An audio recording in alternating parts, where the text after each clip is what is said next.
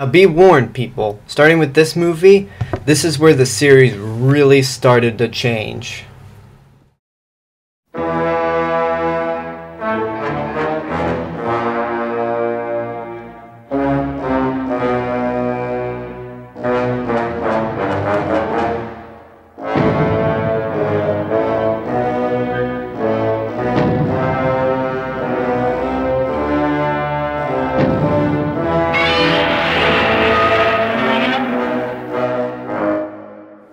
Now, you know I like to call Godzilla titles usually by their international title.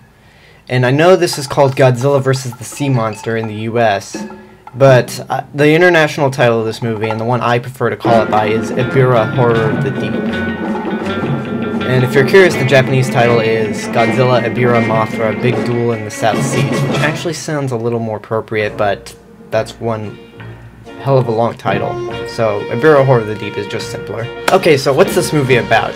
Well, it starts out with a group of friends who steal a yacht by accident because they believe a criminal played by Akira Takarada owns the yacht, but it turns out he stole the yacht also. So they get lost at sea, they get stranded on an island that's run by a terrorist organization called the Red Bamboo that enslaves natives from Infant Island, the same island that Mothra is from, to basically work for them. Now, to keep the islanders from escaping, they have a giant shrimp or lobster or crayfish guard the island. But the natives who are still on Infant Island hope to awaken Mothra to basically save them. So our heroes come across a native girl that escapes, played by Kumi Mizuno from Invasion of the Astro Monster. While hiding out on the island, our heroes come across Godzilla, who's sleeping inside a mountain. So our heroes wake up Godzilla to provide a distraction for the Red Bamboo and Ebirah while they help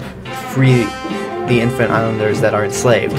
Okay, so why is this the one that changes the tone for the rest of the series? Well, first of all, let's ignore the fact that every time you look at Godzilla in this movie, you immediately expect him to say, "Cookie!" Everyone's made that joke, but I just had to do it. Well, this is the first Godzilla movie since Godzilla Raids Again to not be directed by Ishiro Honda and not to be scored by Akira Ifukube. Instead, in the director's chair, we have Jun Fukuda, and instead of Akira Ifukube, we have Akira Kurosawa composer and the composer for Godzilla Raids Again, Masato Sato, who, by this point, has finally found his mojo in terms of the music. Which, it's really odd for a Godzilla movie because it's more surfer rock.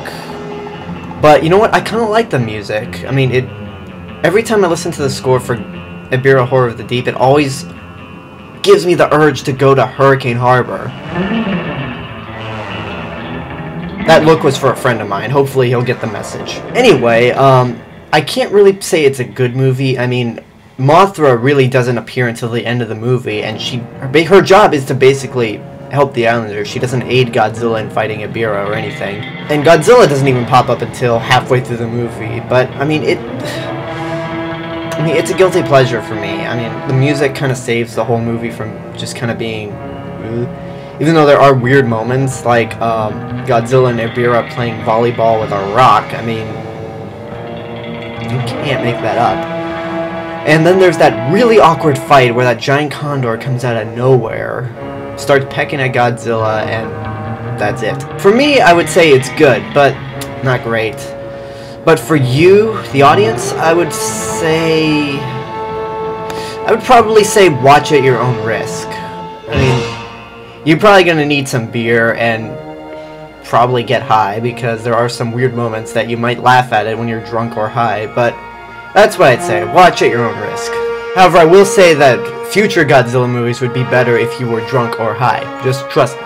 But anyway, with that said, that has been my review for Ebirah Horror of the Deep. Comment if you like the review, if you think I'm full of shit. And I will see you guys later. Bye.